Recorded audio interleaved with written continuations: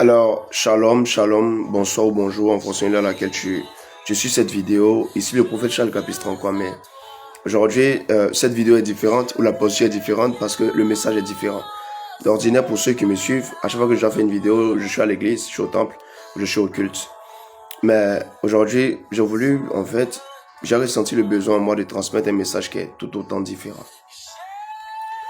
Vous savez, aujourd'hui, lorsqu'on parle de chrétienté, immédiatement, ce qui vient à l'esprit de tout le monde, c'est surnaturel. Poursuite de dons. On veut voir, on veut faire des miracles, on fait toutes ces choses. Et je ne suis pas contre parce que ces choses ne sont pas mauvaises en soi.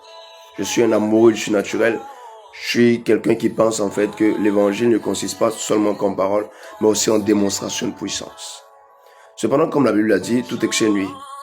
Et à chaque fois qu'on ne sait pas faire les choses dans leur mesure, il est clair qu'on va avoir des conséquences assez dramatiques et drastiques.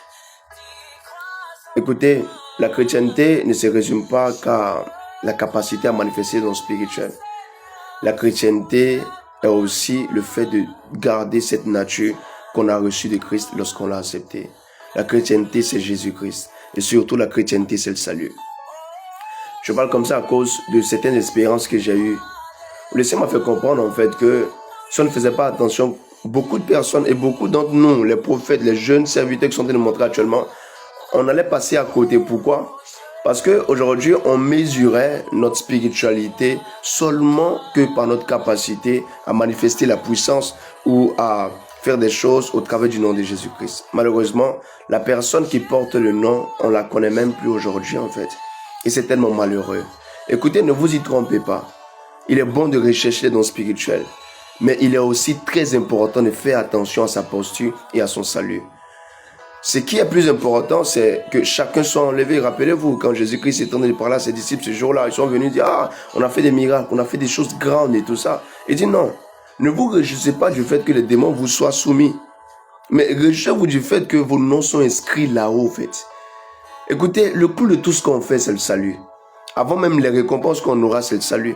Le clou de toute la marche qu'on est en train de faire, c'est le salut. Vous imaginez, on fait toutes ces choses, on est prophète, on est pasteur. Avant même d'arriver un chrétien lambda, je parle de ces personnes, on est prophète, on est pasteur, tout ça. Au dernier jour, Jésus dit, arrière de moi en fait. Et si Jésus revenait aujourd'hui, quelle allait être notre posture? C'est une question qu'on doit se poser.